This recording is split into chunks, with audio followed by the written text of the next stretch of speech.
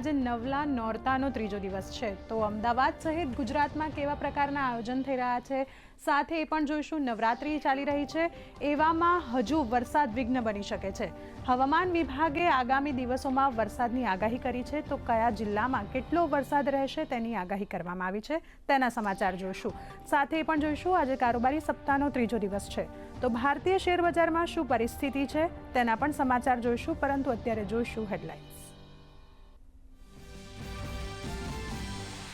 યુએનજીએમાં ભારતની અધ્યક્ષતામાં ગ્લોબલ સાઉથની બેઠક વિકાસશીલ દેશોની એકતા માટે વિદેશ મંત્રી ડોક્ટર એસ જયશંકરે રજૂ કર્યા વિવિધ પ્રસ્તાવ। ડિજિટલ ટેકનોલોજી, કૃષિ, શિક્ષણ સહિતના ક્ષેત્રે પરસ્પર સંબંધો વધુ મજબૂત કરવા મુકાયો ભાર।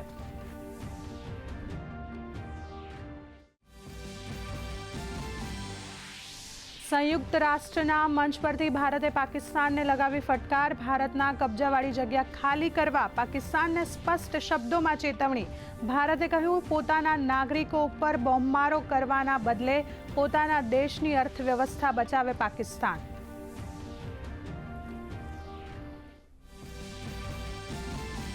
અમેરિકાના રાષ્ટ્રપતિ ડોનાલ્ડ ટ્રમ્પે અને યુક્રેનના રાષ્ટ્રપતિ ઝેલેન્સ્કી વચ્ચે બેઠક। રશિયા યુક્રેન સંઘર્ષ વહેલી તકે ખતમ થવાની ટ્રમ્પે વ્યક્ત કરી આશા તો ટ્રમ્પે કહ્યું યુરોપિયન સંઘના સમર્થનથી રશિયા પાસેથી પોતાની જમીન પરત લઈ શકે છે યુક્રેન।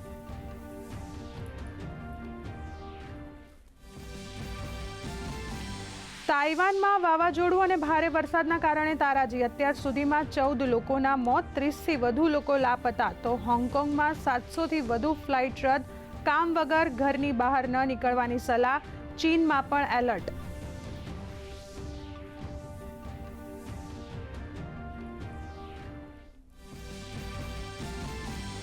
કોલકાતામાં ભારે વરસાદના કારણે જનજીવન પ્રભાવિત। ભાજપે પશ્ચિમ બંગાળના મુખ્યમંત્રી મમતા બેનર્જીની સરકારને ગણાવી જવાબદાર। કહ્યું હવામાન વિભાગની આગાહીને સરકારે ન લીધી ગંભીરતાથી। મૃતકોના પરિવારને વળતર આપવાની પણ કરી માંગ।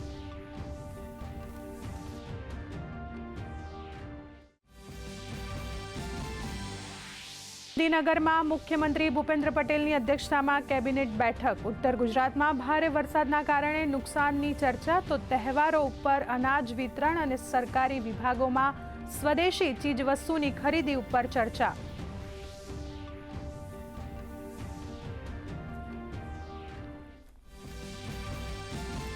રાજ્યમાં હજુ 5 દિવસ હળવાથી મધ્યમ વરસાદની આગાહી। 24 કલાકમાં દક્ષિણ ગુજરાતના ડાંગ અને વલસાડમાં વરસ્યો 1.5થી 4.5 ઇંચ સુધીનો વરસાદ તો રાજ્યમાં સિઝનનો 111%થી વધુ વરસાદ।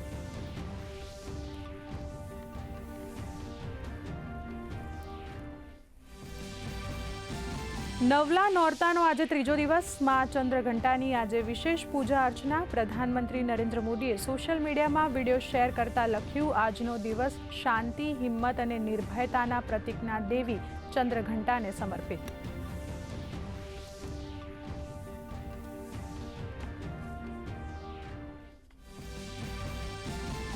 અને એશિયા કપમાં આજે ભારત અને બાંગ્લાદેશ વચ્ચે મુકાબલો। ટીમ ઇન્ડિયા જીતી તો ફાઇનલમાં પ્રવેશ લગભગ નિશ્ચિત। રાત્રે 8 વાગે શરૂ થશે આ મુકાબલો।